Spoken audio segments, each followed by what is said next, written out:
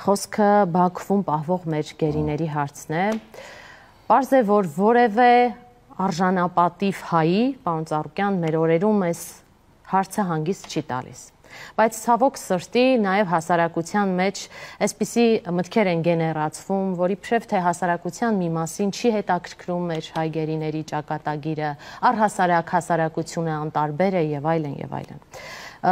Ես որոշակի առումով տեղյակ եմ, ձեզ հետ առիթ ունեցել եմ նաև մասնավոր զրույցներում այս հարցի մասին խոսել, բայց իմ հարցադրումը առավելապես այսպիսին է. ըստ ձեզ որն է ելքը ստեղծված իրավիճակի եւ ինչ կարող ենք անել, ոչ չենք անում կամ բավարար համառությամբ չենք անում։ Այդ հարցը մեր ազգի արժանապատվության հարցն է։ Ու քանի որ Բաքվի բերդերում կան գերիներ, հայ գերիներ,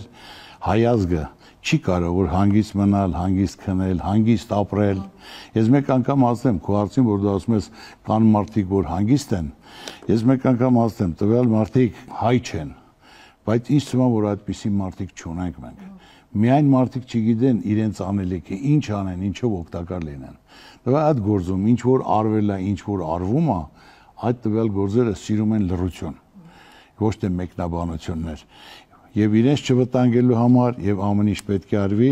որ նրանք շուտ ազատվեն։ Սա է հիմնական հարցը, մնացածը ժամանակը ցույց կտա։ Այդուհանդերձ մեզ եւ մեր հեռուստադիտողների համար որոշ փակագծեր կբացեք այս հարցում։ Ես ասացի, տվյալ հարցերը լռություն են սիրում։